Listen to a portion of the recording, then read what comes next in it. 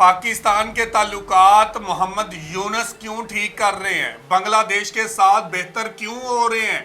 भारतीय मीडिया को ये चीज़ें हजम नहीं हो रही और भारतीय मीडिया को अब दौड़े पड़ रहे हैं कि पाकिस्तान इतना करीब आ गया। आज भारतीय मीडिया रो रहा है पाकिस्तान और बांग्लादेश के ताल्लुकात को लेकर। तो आज इसी हवाले से वीडियो है। वीडियो की तरफ बढ़ने से पहले आप दोस्तों से गुजारिश है, अगर आप चैनल पे नए हैं तो चैनल को सब्सक्राइब करें, साथ बने बेल आइकॉन को भी दबाएं ताकि आपको वीडियो का नोटिफिकेशन सबसे पहले मिलता रहे। चलें वीडियो शुरू करते हैं जी। 1 2 3 गो। दोस्तों, मोहम्मद यूनुस भारत की फॉरेन पॉलिसी को चैलेंज करने लगे हैं। वो सार्क जिसका पाकिस्तान टेररिज्म के कारण हमने बॉयकॉट किया था, और इतना ही नहीं, हमारे साथ मिलकर बाकी देशों ने भी, जैसे कि भूटान, अफगानिस्तान, बांग्लादेश ने भी पाकिस्तान को बॉयकॉट किया था और कहा था कि हम सार्क समिट में पार्टिसिपेट नहीं करेंगे। तब से दोस्तों सार्क मोर और लेस डिफंक्ट हो चुका है, लेकिन अब बांग्लादेश कह रहा है इसको मैं रिवाइव करवाऊंगा। जी हाँ दोस्तों, शायद आपको सार्क नाम की ये बॉडी याद होगी। पाकिस्तान ISI आगे बढ़ के ऐसा काम की है तो पाकिस्तान को खुश तो करना पड़ेगा, क्यों हो भी क्यों ना। आप देख लीजिए, अगस्त 30 की बात है, पाकिस्तानी PM बांग्लादेश के यूनुस में दोनों में होती है चर्चा और उसमें यही बात निकलती है। पाकिस्तानी PM कहते हैं कि सार्क को रिवाइव करना होगा, बांग्लादेश के यूनुस कहते हैं हाँ सार्क रिवाइव होगा, मैं करवाऊंगा। ऑफ द स्टेट्स के साथ बातचीत होगी, बैठक होगी और इसको हम करेंगे रिवाइव। 15 नवंबर 2016 पाकिस्तान के कैपिटल इस्लामाबाद में सार्क समिट होनी थी, जिसमें सार्क की तमाम कंट्रीज ने पाकिस्तान में आकर इसमें पार्टिसिपेट करना था। पाकिस्तान ने नरेंद्र मोदी को भी इसमें आने का इनविटेशन दिया था, लेकिन फिर अचानक भारत के मीडिया पर चंद खबरें नमूदार होती हैं कि भारत ने सार्क समिट पाकिस्तान का बायकॉट कर दिया है और साथ ही साथ उसमें चंद मजीद ममालिक भी शामिल हुए, जिनमें बांग्लादेश, अफगानिस्तान और भूटान शामिल थे। आप जरा नामों पर गौर कीजिएगा, इसमें शामिल था बांग्लादेश भी, जिसने पाकिस्तान आने से इनकार कर दिया था, और साथ ही साथ नरेंद्र मोदी की लाइन दोहराई गई थी, जिसमें नरेंद्र मोदी ने मीडिया को ये न्यूज दी थी, उसके ऑफिस से ये सामने आई थी कि जो मुल्क दहशतगर्दी एक्सपोर्ट करता है, जिसका टूल किट दहशतगर्दी है, यानी वो एक टेररिस्ट एक्सपोर्टर कंट्री है, तो उसमें जाकर सार्क की कॉन्फ्रेंस में शामिल होने का कोई भी फायदा नहीं। साथ ही साथ भारतीय वजीर खारजा S जयशंकर ने भी सेम इसी तरह का एक बयान दिया था और ये कहा था कि हम इसका मुकम्मल बायकॉट करते हैं, और फिर अचानक ही दूसरे ममालिक से भी इसी तरह की मीडिया रिपोर्ट्स आने लग गई थी, यानी जिनमें बांग्लादेश भी शामिल था, भूटान भी शामिल था और आखिर में अफगानिस्तान ने भी, जिसमें उस वक्त अशरफ गनी सरकार थी, उसने भी पाकिस्तान आने से मुकम्मल तौर पर इनकार कर दिया था। फिर आहिस्ता आहिस्ता सार्क मुकम्मल तौर पर फेल हुआ, खत्म हुआ, क्योंकि फिर पाकिस्तान ने भी ये ऐलान किया था कि हम भी भारत में इस सार्क के समिट में हिस्सा नहीं लेंगे। जब ये सारी खबरें चल रही थी तो उस वक्त भारत का मीडिया क्या रिपोर्ट कर रहा था, सबसे पहले ये एक छोटा सा क्लिप मुलाहिजा कीजिए, फिर अब बताते हैं कि सार्क कैसे रिवाइव हो रहा है और उसी बांग्लादेश जिसने उस वक्त बायकॉट किया था, उसका इस सार्क के रिवाइवल में कितना बड़ा रोल है और भारतीयों को इस पर क्या तकलीफ हो रही है। पाकिस्तान को भारत ने एक और झटका दिया। भारत ने सार्क समिट में हिस्सा लेने से इनकार कर दिया। 9 और 10 नवंबर को इस्लामाबाद में होने वाले सार्क सम्मेलन में प्रधानमंत्री मोदी को जाना था, लेकिन अब वो नहीं जाएंगे। भारत के अलावा बांग्लादेश और भूटान ने भी इस्लामाबाद जाने से इनकार कर दिया है। कयास लगाए जा रहे हैं कि नेपाल और अफगानिस्तान भी सम्मेलन में जाने से मना कर सकते हैं। पाक पर दबाव की मुहिम तेज। सार्क सम्मेलन में नहीं जाएंगे मोदी। भारत ने शुरू की पाक की घेराबंदी।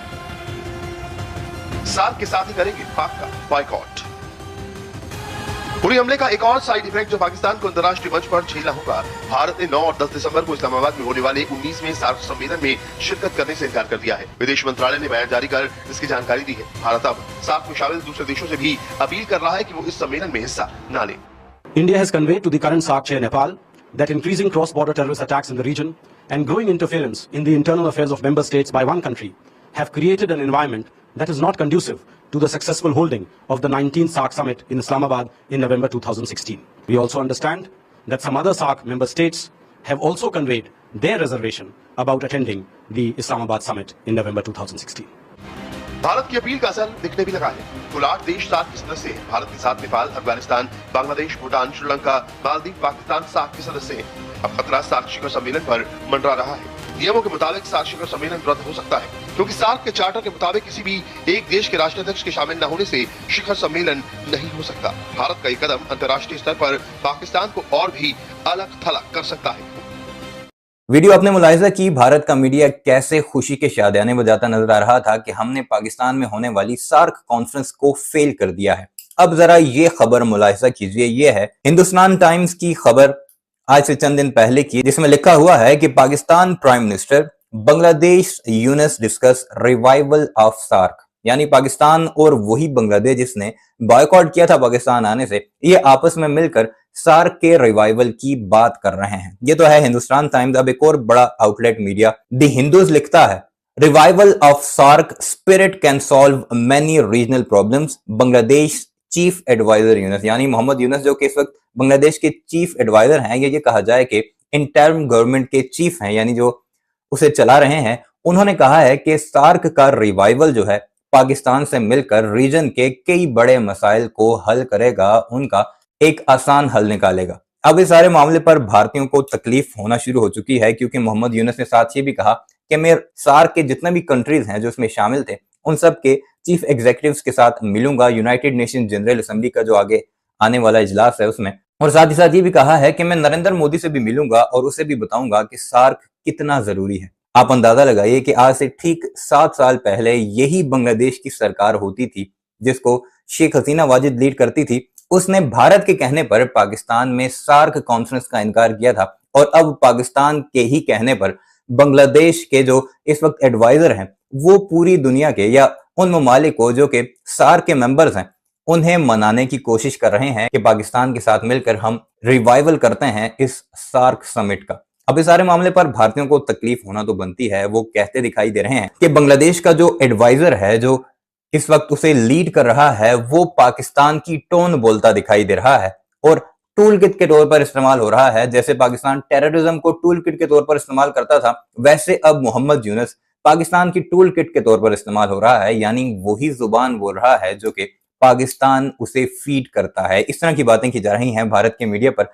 जरा आपको वही सब कुछ सुनाते हैं कि किस तरह सार्क की अब दोबारा रिवाइवल पर भारतीयों को तकलीफ हो रही है, क्योंकि इस वक्त वही सब कुछ होगा जो पाकिस्तान कहता है, जबकि पहले यह होता था कि जो इंडिया बोलता था बाकी ममालिक भी भेड़ बकरियों की तरह उसके पीछे चल निकलते थे। जरा मुलाहिजा कीजिए भारतीयों का इस सारे मामले पर रोना धोना।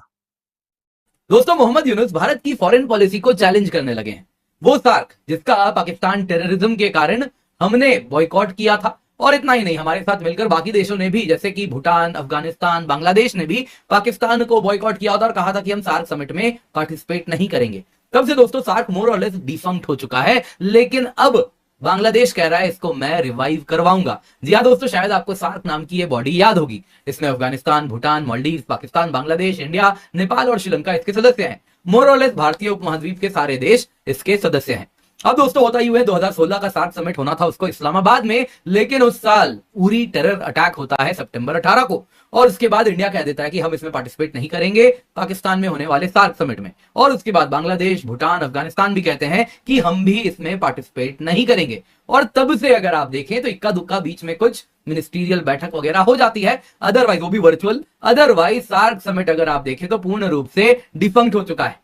इतना ही नहीं दोस्तों, आप 2020 में देख सकते हैं पीएम मोदी ने कहा था कि सार्क पोटेंशियल तब तक रियलाइज नहीं हो पाएगा जब तक टेररिज्म एक देश स्पॉन्सर करता रहेगा। ऑर्केस्ट्रेट किया था और मोहम्मद यूनुस को बैठाया गया है। पाकिस्तान आईएसआई आगे बढ़ के ऐसा काम की है तो पाकिस्तान को खुश तो करना पड़ेगा, क्यों हो भी क्यों ना। आप देख लीजिए, अगस्त 30 की बात है, पाकिस्तानी पीएम बांग्लादेश के यूनुस में दोनों में होती है चर्चा और उसमें यही बात निकलती है। पाकिस्तानी पीएम कहते हैं कि सार्क को रिवाइव करना होगा, बांग्लादेश के यूनुस कहते हैं हाँ सार्क रिवाइव होगा, मैं करवाऊंगा। अब दोस्तों यही बात वापस कल उन्होंने पीटीआई को जो इंटरव्यू दिया है उसमें उभर के आया है, जिसमें वो कह रहे हैं कि सार्क स्पिरिट को तो जी व्यूअर्स, ये थी वीडियो और आपने देखा कि कैसे भारत दहशतगर्दी कर रहा है, कैसे भारत ने ताल्लुकात में दहशतगर्दी की, कैसे भारत ने ताल्लुकात को तोड़ने में दहशतगर्दी की, कैसे भारत ने तरक्की की राह में रुकावट बन के दहशतगर्दी की।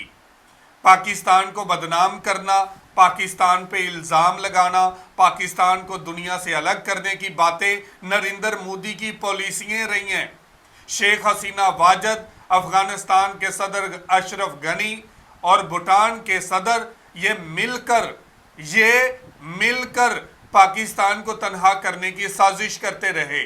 लेकिन आज के टाइम जब बांग्लादेश के अंदर अवामी हुकूमत है, जब बांग्लादेश के अंदर प्यार करने वालों की हुकूमत है, जब बांग्लादेश के अंदर रिश्ते जोड़ने वालों की हुकूमत है, जबकि बांग्लादेश के अंदर ऐसी हुकूमत है जो प्यार चाहती है, मोहब्बत चाहती है, अमन चाहती है, भाईचारा चाहती है। तो डॉक्टर मोहम्मद यूनुस ने रिश्तों को बेहतर बनाने की बात की है, सार्क को जोड़ने की बात की है।